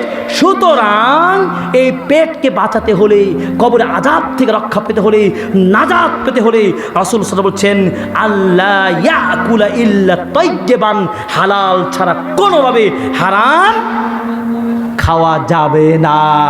ফাল ইয়াফাল, সুতরাং তুমি হালালি খাও, পবিত্র খাও, হালাল খাও, তাইয়্যিব খাও। খবিস, হারাম, অপবিত্র, এটা গ্রহণ করা চলবে? চলবে? চলবে না। আপনাকে আর কি দিয়ে বুঝাই? এই হালাল হারামের ব্যাপারে কত সতর্ক থাকতেন প্রিয় নবী। ওই নবীর কথা বলছি, যেই নবী মুহাম্মদ সাল্লাল্লাহু আলাইহি সাল্লাম আমার পারিবারিক, আমার সামাজিক, আমার রাষ্ট্রীয়, আমাদের রাষ্ট্রনীতি, অর্থনৈতিক, পররাষ্ট্রনীতি সব ক্ষেত্রে মানহাজুর রাসূল, রাসূলের পথ পদ্ধতি, ইসলামী শরিয়াতে মাকাসিদ শরিয়া, শরিয়াতের রীতিনীতি, কালচারগুলো সুস্পষ্ট বিধান রয়েছে। কেন আমি ওই দর্শন শাস্ত্র ব্যক্তি দর্শন নেব? কেন আমি ওই জাহেলদের কথা শুনবো, ওই আধুনিক বেত্তাদের কথা শুনবো? সম্মানিত উপস্থিতি, আমাদের কাঙ্ক্ষিত মেহমান শেখ আব্দুর রাজ্জাক বিন ইউসুফ উনি ঘুমাচ্ছেন। আলহামদুলিল্লাহ উনি এসে পৌঁছেছেন এবং ঘুমাচ্ছেন। খুব সম্ভব 20 থেকে আধা ঘন্টার পরে উনি উপস্থিত হবেন। একটু ঘুমাচ্ছেন, সুতরাং আমাদের বিচলিত হওয়ার কোনো কারণ নেই। আল্লাহর সাথে শুকরিয়া, উনি এসেছেন, একটু ঘুমাচ্ছেন, আপনারা কেউ চলে যাবেন না। আমাদের পুরো মাঠে খড় বিছানো আছে, যথেষ্ট পরিমাণে খড় বিছানো আছে পুরো মাঠে। আপনারা সুশৃঙ্খলভাবে বসুন, দুঃখিত সাহেবকে আলোচনা থামানোর জন্য। সব বসে পড়ুন, বলুন আলহামদুলিল্লাহ, আবার বলুন আলহামদুলিল্লাহ। আমাদের ওস্তাদজি চলে এসছেন, এটি খুশি না বেজার? ওস্তাদজির বক্তব্য শুনবো না শুনবো না? তাহলে ধৈর্য নিয়ে আমরা বসে থাকি। সংবাদ পেয়েছি আলহামদুলিল্লাহ। আমরা আলোচনা করছিলাম কি হালাল খেতে হবে, হালাল খাওয়া এবং হারাম থেকে বিরত থাকা, এটা কত বেশি সতর্কতা। আপনাকে আমি একটা হাদিস শোনাই, সহিহ বুখারীর হাদিসটা রেকর্ড করেন। হাদিস হচ্ছে সহিহ বুখারীর 2432 নম্বর হাদিস, 2432 নম্বর হাদিস। হাদিস আবু হুরায়রা রাদিয়াল্লাহু তাআলা আনহু বলেন, আবু হুরায়রা রাদিয়াল্লাহু তাআলা আনহু বলেন, রাসূল সাল্লাল্লাহু আলাইহি সাল্লাম বর্ণনা করে বলেন, ইন্নী লাআনকালিবু ইলা আহলি, হে পৃথিবীর মানুষ মনে রেখো, আমি মুহাম্মদ রাসূলুল্লাহ সাল্লাল্লাহু আলাইহি সাল্লাম, ইন্নী লাআনকালিবু ইলা আহলি, আমি আমার পরিবারে, আমার বাসগৃহে, আমার স্ত্রীদের কাছে, আমার পরিবারে বাইরের কাজ শেষ করে আমি ফিরে আসি। কি বলছে? কে বলছেন এটা? কে বলছেন এই কথাটা? একটু জোরে বলেন, কে বলছেন? আল্লাহ রাসূল নিজে বলছেন, আমি বাইর থেকে বাড়িতে সরাসরি প্রবেশ করি, পেটে খিদা। রাসূল সাল্লাল্লাহু আলাইহি ওয়াসাল্লাম বলছেন, ফাআজিদুত তামরাতা সাকিতাতান আলা ফিরাশি, আমি দেখছি আমার বিছানার উপরে একটা খেজুর পড়ে আছে। কি আছে? কি ব্যাপার, আপনি উঠাউঠি করছেন কেন? বক্তব্য শেষ করে দেব? লিল্লাহি তাকবীর, লিল্লাহি তাকবীর। রাসূলুল্লাহ সাল্লাল্লাহু আলাইহি ওয়াসাল্লাম বলছেন, আমি বাইরে থেকে এসে বাড়িতে ফিরে এসে দেখছি বিছানার উপরে একটা খেজুর পড়ে আছে। রাসূলুল্লাহ সাল্লাল্লাহু আলাইহি ওয়াসাল্লাম বলছেন, ফাআরফাউহা লিআকুলাহা, আমি ওই খেজুরটাকে তুলে খেতে নিতে চাই, তাই তুলে নিলাম। আর রাসূল সাল্লাল্লাহু আলাইহি ওয়াসাল্লাম বলছেন, আমি খেজুরটাকে তুলে মুখে দেওয়ার জন্য প্রস্তুতি নিয়ে নিলাম। রাসূল বলছেন, সুম্মা আকশা আন তাকুনা সাদাকাতান, যখন খেতে যাব ওই সময় আমার ভয় হচ্ছে যে এইটা যদি সাদাকার মাল হয়। আমার সন্দেহ হচ্ছে, ওই যে হাদিসে বলছিলাম, সন্দেহ হচ্ছে এটা কি হালাল না হারাম, এটা কি পবিত্র না অপবিত্র, এটা কি আমার জন্য বৈধ না অবৈধ। সন্দেহ হচ্ছে। রাসূল সাল্লাল্লাহু আলাইহি সাল্লাম বলেছেন কি, যদি সন্দেহ হয় তাহলে সন্দেহপূর্ণ বিষয়গুলোকে তোমরা কি করো? তোমরা ছেড়ে দাও। রাসূল সাল্লাল্লাহু আলাইহি ওয়াসাল্লাম বলেন, ফাউলকিয়াহা, আমি ছেড়ে দিলাম। ওই খিদা, ওই পেটে খিদা থাকা সত্ত্বেও আমি একটা খেজুর আর খেলাম না, ওই খেজুরটা আমি কি করলাম? ফেলে দিলাম। বলুন সুবহানাল্লাহ। রাসূল সাল্লাল্লাহু আলাইহি সাল্লাম তিনি রাষ্ট্রনায়ক, তার পেটে খিদা থাকা সত্ত্বেও তিনি সন্দেহ হয়েছে, তিনি ভেবেছেন এটা সাদকার মাল হতে পারে, আমি রাষ্ট্রনায়ক, আমার কাছে সাদকার মাল আসতেই পারে, আমি রাষ্ট্রনায়ক, আমার কাছে যাকাতের মাল আসতেই পারে। আমার জন্য আল্লাহ রাব্বুল আলামিন হালাল করেননি সাদকার মাল। আল্লাহর নবী তার পরিবারের জন্য সাদকার মাল, যাকাতের মাল এগুলো হালাল নয়, এগুলো হারাম। তার রাসূল সাল্লাল্লাহু আলাইহি সাল্লাম একটা সামান্য একটা খেজুরের জন্য তিনি খাবার ওই খেজুরটা খেলেন না। আজকের শাসক যদি হয় কি হবে বলেন? বস্তার বস্তা টাকা, তেল আর কি বলেন ডাল বিছানার তলায় গুছিয়ে রাখে, ঠিক কিনা?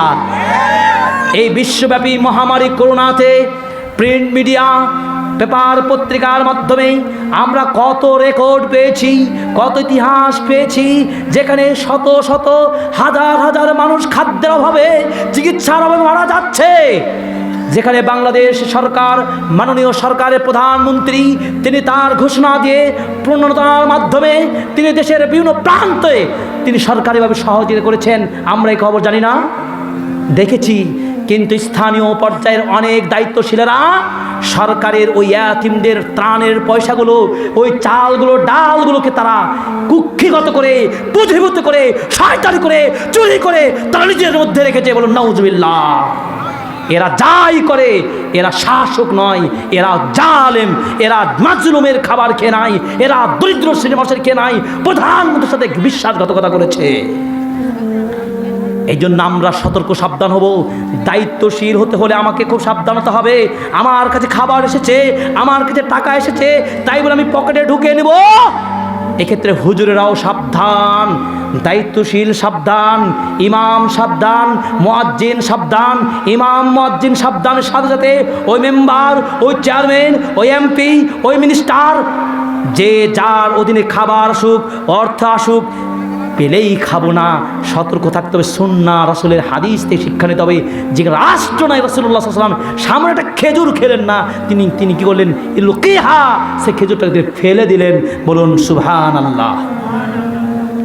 এবার আসেন, রাসূল সাল্লাল্লাহু আলাইহি ওয়াসাল্লাম এভাবে হালাল হারাম বুঝতেন, হালাল এভাবে গ্রহণ করতেন, হারামকে এভাবে ধিক্কার দিয়ে ফেলে দিতেন। এবার দেখুন খলিফাতুল মুসলিমিন, পৃথিবীর প্রথম খলিফাকে বলুন আবু বকর রাদিয়াল্লাহু তাআলা আনহু। তার ইতিহাস শুনুন, তার আদর্শ, রাসূলের আদর্শ শুনলাম। এবার তার খলিফাতুল মুসলিমিন, পৃথিবীর প্রথম খলিফা আবু বকর রাদিয়াল্লাহু তাআলা আনহুর সম্পর্কে একটি হাদিস শুনুন। সহিহ বুখারীর 3842 নম্বর হাদিস, 3842 নম্বর হাদিস, সহিহ বুখারীর হাদিস দিয়ে বলছি। আয়েশা রাদিয়াল্লাহু তাআলা আনহা বলেন, কানা লি আবি বকর গোলাম। আবু বকর রাদিয়াল্লাহু তাআলা আনহুর একটা গোলাম ছিল। কি ছিল? দাস, গোলাম। ওই গোলাম ইখরিজু লাহুল খরাজ, ওই গোলাম কাজ করে তার আয়ের একটা অংশ আবু বকর রাদিয়াল্লাহু তাআলা আনহুকে জমা দিতেন। আবু বকর রাদিয়াল্লাহু তাআলা আনহু ওই আয় থেকে, ওই উপার্জন থেকে তিনি খেতেন, তার পরিবার জীবিকা নির্বাহ করতেন। এভাবে তার ওই গোলাম আয় ইনকাম করে এনে বাড়িতে দেয়। আবু বকর রাদিয়াল্লাহু তাআলা আনহু নিজে খান, পরিবারকে খাওয়ান। এরপর দেখুন একদিন ওয়াকান আবু বকর ইয়াকুল মিন খরাজিহি, আবু বকর রাদিয়াল্লাহু তাআলা একজন ওই গোলামের বাইরের ইনকাম করা পয়সা দিয়ে খাবার খেয়ে নিলেন। কে খেলেন? আবু বকর রাদিয়াল্লাহু তাআলা খেয়ে নিলেন, এই মুখ ভরে খেয়ে নিলেন। এরপর ফাআকালা মিনহু আবু বকর ফাকালা লাহুল গোলাম আতাদরি মা হাযা। আবু বকর, আপনি কি জানেন আপনি আজ কি খেয়েছেন? কোথায় থেকে আমি ইনকাম করেছি? কোথায় থেকে পয়সা এনে দিয়েছি? কি খেয়েছেন আপনি কি জানেন? আতাদরি মা হাযা, এটা কি? কোথায় থেকে আসলো? এটা পবিত্র না অপবিত্র? এটা হালাল না হারাম? এটা কি জানেন আপনি? ফকাল আবু বকর, আবু বকর রাদিয়াল্লাহু তাআলা আনহু বলছেন, ওয়ামা হুয়া, সেটা কি? কোথায় থেকে এনেছো তুমি বলো। তুমি আজকে প্রশ্ন করছো মানে? তোমাকে তো আমি নিয়োগ করেছি, তোমার আয় থেকে আমি খাই, তোমাকে আমি এই গোলাম নিয়োগ করেছি, তোমার উপার্জন খাই, অন্যদিন যেভাবে খাই আজও খাচ্ছি। তুমি আজ জিজ্ঞাসা করছো আতাদরি মা হাযা? আশ্চর্য কথা। এবার আবু বকর রাদিয়াল্লাহু তাআলা আনহু তাকে জিজ্ঞাসা করছেন, বলো এটা কি কাহিনী, তুমি খুলে বলো। গোলাম বলছেন, ওই গোলাম বলছেন, কুনতু তাকাহান্তুল ইনসানিল ফিল জাহিলিয়া, জাহিলি সমাজে আমি কি করতাম? গণকের কাজ করতাম। জাহিলি সমাজে আমি মানুষের গণকের কাজ করতাম। গণকের কাজ মানে বুঝেন? গণকের কাজ মানে হলো কি, এই সমাজে কিছু লম্পট, কিছু ধর্ম ব্যবসায়ী কবিরাজকে দেখতে পাবেন, তারা নিজেদেরকে অলি পীর ভাবে। তারা বলে, আপনার হাতের রাশির চক্র দেখে বলে, এই বাবা তোমার তো বিপদ আছে গো, তোমাকে অমুক কাজটা করলে তোমার জীবনে সফলতা আসবে। আরে বাবা তোমার হাত দেখে দেখছি, ওরে বাবা রে তুমি দেখছি বড় বড় হয়ে কোটিপতি হবে, দেশের রাজা হবে, মেম্বার হবে। এই গণকি করে তখন ওই লোকটা যাকে গণকি করে সে লোকটা খুশি কিছু দিবে কি দিবে না? এই ব্যবসা করে আজও সমাজে চালু আছে এই জাদুকর, এই গণক শ্রেণীর মানুষ। তো এই গণকি করা, জাদুক বিদ্যা করা, এইগুলো ইনকাম করা, এগুলো সব কি হারাম। তো ওই গোলাম বলছেন আমি জাহিরি সমাজে একজন ব্যক্তির গণকের কাজ করেছিলাম, কিন্তু এই মজুরি আমার না হয়নি, প্রতিমধ্যে আমার সাথে দেখা হয়েছে, তাই ওই মালিক আমাকে কি দিলেন, ওই মজুরি, ওই গণকের পারিশ্রমিকটা আমাকে তিনি আজকে দিলেন, আর ওই টাকাটা দিয়ে আপনাকে আমি খাবার দিচ্ছি। বিষয়টা বোঝা গেছে? এই কথা শোনার পর আবু বকর রাদিয়াল্লাহু তাআলা আনহু যখন জানতে পেলেন, তখন আবু বকর রাদিয়াল্লাহু তাআলা আনহু ফাদখালা আবু বকর ইয়াদাহু, আবু বকর রাদিয়াল্লাহু তাআলা আনহু তিনি তার হাতটাকে গোটা মুখের মধ্যে প্রবেশ করে দিলেন। আমার দিকে তাকান। আবু বকর রাদিয়াল্লাহু তাআলা আনহু যখন জানলেন এটা গণকের পয়সার খাবার, আমি আবু বকর এটা খেতে পাই না, ইসলামে এই খাবার হালাল নয়, এটা অবৈধ খাবার, এই খাবার খেলে আমার ইবাদত বাতিল হয়ে যাবে, এই খাবার খেলে আমার ইবাদত কবুল হবে না। আবু বকর রাদিয়াল্লাহু তাআলা আনহু তিনি খলিফাতুল মুসলিমিন, তিনি কত বড় সতর্ক, কত বেশি সাহসী, কত বেশি সতর্কবান। আবু বকর রাদিয়াল্লাহু তাআলা আনহু ফাদখালা আবু বকর ইয়াদাহু, আবু বকর রাদিয়াল্লাহু ইয়াদাহু তার হাতকে তিনি কি করলেন, গোটা মুখের মধ্যে প্রবেশ করে দিলেন। ফাকা কুল্লা শাইইন ফি বাতনিহি, আবু বকর রাদিয়াল্লাহু তাআলা হাত ঢুকে দিয়ে তার পেটের মাঝে যত খাবার গেছেন সব বমন করে দিলেন। সুবহানাল্লাহ পড়বেন না? এই আবু বকর রাদিয়াল্লাহু তাআলা আনহু বমন করে ফেলে দিলেন। এইভাবে ইসলামের দৃষ্টান্ত দেখালেন হালাল হারাম থেকে কিভাবে আসতে হবে, হালাল খেতে হবে, হারামকে এভাবে বমি করে হলেও ত্যাগ করতে হবে, পোশাককে ছিঁড়ে ফেলে দিতে হবে, ওই সম্পদকে ফেলে দিতে হবে। আবু বকর রাদিয়াল্লাহু তাআলা আনহু সেই দৃষ্টান্ত দিয়ে দেখালেন। সহিহ বুখারীর 3842 নম্বর হাদিসটির কথা বলছিলাম, আর দুইটি কথা বলে আমি শেষ করে দেব। আমার শ্রদ্ধেয় উস্তাদ চলে এসেছেন। আমার বক্তব্যের যে বিষয়টা আপনাদের বলতে চাচ্ছিলাম, ইবাদত কবুল হওয়ার পূর্ব শর্ত কি? হালাল উপার্জন, হালাল উপার্জন, হালাল গ্রহণ করার ব্যাপারে আর দুইটি দৃষ্টান্ত দিয়ে আমি শেষ করে দেব।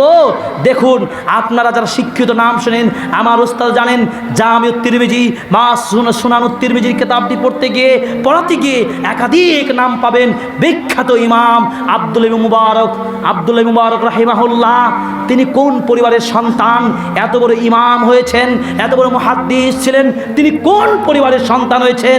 আদর্শ পিতার আদর্শ সন্তান করে উঠবে, তার দৃষ্টান্ত আপনারা দিচ্ছি। আব্দুল্লাহ ইবনে মুবারকের পিতা মুবারক, এই আব্দুল্লাহ ইবনে মুবারকের পিতা মুবারক তিনি একজন ব্যক্তির বাগানের তিনি করতেন গোলামের কাজ করতেন। কি করতেন? বাগান দেখাশোনা করতেন। বাগানের মালিক তার বন্ধু বান্ধব কিনে বাগানে একদিন গেলেন। এরপর মুবারককে বলছেন যে এই মুবারক, তোমার আজকে বাগান আমি দেখতে এসেছি, ডালিমের বাগান ছিল, ভালো মিষ্টি ডালিমগুলো নিয়ে এসে আমাকে কিছু দাও।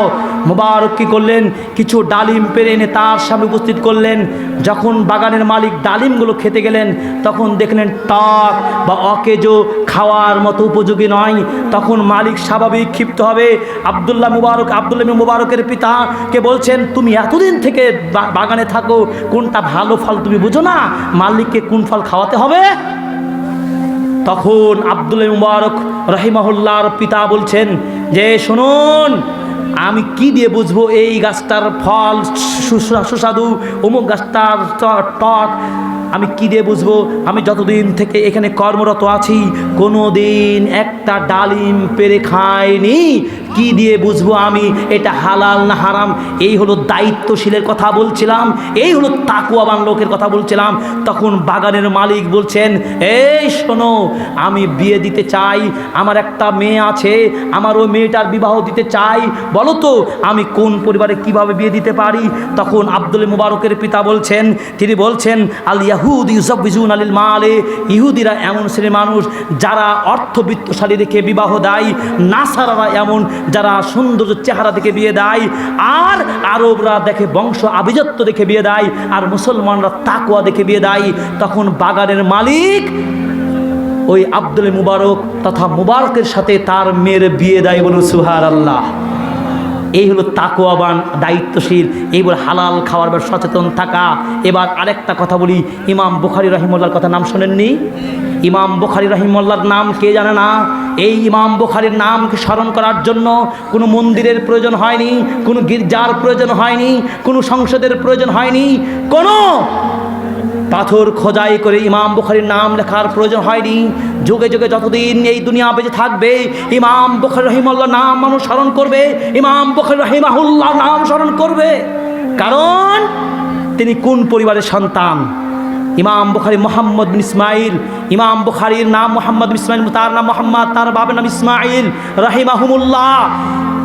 ইসমাইল রাহিমাহুল্লাহ, ইমাম বুখারীর পিতা, বলছেন তার মৃত্যুর সন্নিকট সময়ে তার উপস্থিত জনতার মাঝে বলছেন, এই শুনে রেখো, আমি ইসমাইল বলছি, আমার সম্পত্তিতে একটা দিনার, একটা দিরহাম, একটা পয়সা, হালাল পয়সা, হারাম পয়সা আছে বলে আমার কখনোই জানি না, একটা টাকাও হারাম নাই।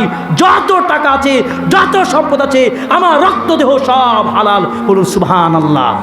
তাই তো সেই পরিবার থেকে বিখ্যাত মুহাদ্দিস ইমাম বুখারী রাহিমাহুল্লাহর জন্ম।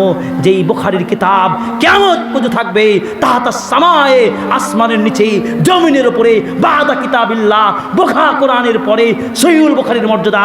এ ব্যাপারে দল মত নির্বিশেষে সকল মুহাদ্দিসগণ এই কিতাবটির মর্যাদার কথা বলেছেন। এই হলো আদর্শ পিতার আদর্শ সন্তান। হালাল রুজি খাবেন, হালাল রুজি খাবেন, সন্তান বৈধ সন্তান হবে, সন্তান গড়ে উঠবে, আদর্শ সন্তান গড়ে উঠবে। আপনাকে বলছিলাম যে ইবাদত কবুল হওয়ার জন্য 5টা মৌলিক শর্তের কথা বলছিলাম, 5টা বৈশিষ্ট্যের কথা বলছিলাম। আব্দুল্লাহ বাজি বিখ্যাত ইমাম ফকিহ বলছিলেন, 1 মারিফাতুল্লাহ, আল্লাহকে চেনা, 2 হক চেনা, 3 ইখলাস থাকা আমলে, 4 মানহাজুস সুন্নাহ ভিত্তিক করা, 5 আকিলুল হালাল, হালাল খাওয়া, হালাল খেয়ে ইবাদত কবুল হবে। প্রিয় হাজিরিন, হারাম যারা খাবে, হারাম খেয়ে জাহান্নামে যেতে হবে। এভাবে কাব বিন উজরার হাদিসে বলেছি। আল্লাহ রাব্বুল আলামিন আমাদের সকলের এই বক্তব্যগুলো থেকে শুনে বুঝে আমল করার তৌফিক দান করুন, আমিন। আল্লাহ আমাদের হালাল জীবিকার পথ তুমি উন্মুক্ত করে দাও, আমিন। হারাম থেকে দূরে থাকি। আল্লাহ আমাদের প্রত্যেকের হালাল বৈধ জীবিকা খেয়ে দুনিয়ায় জীবনযাপন করার তৌফিক দান করুন, আমিন। আল্লাহ আমাদের হারাম থেকে দূরে থাকার জন্য তাকওয়া দান করুন, আমিন। এই বলে আজকে সংক্ষিপ্ত সময়ের আলোচনা শেষ করছি।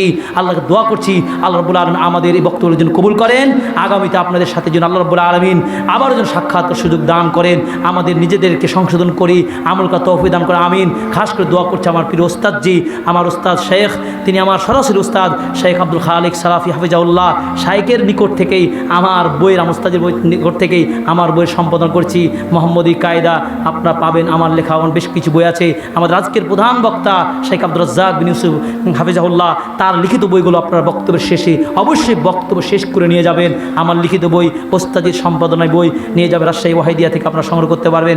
সব মিলিয়ে আপনাদের খাস দোয়া চেয়ে নিচ্ছি, আল্লাহ যেন আমাদের কবুল করা, আমিন। সুবহানাকা আল্লাহুম্মা ওয়া বিহামদিকা আশহাদু আল্লা ইলাহা ইল্লা আনতা আস্তাগফিরুকা ওয়া আতুবু ইলাইক। আসসালামু আলাইকুম ওয়া রাহমাতুল্লাহি ওয়া বারাকাতুহু।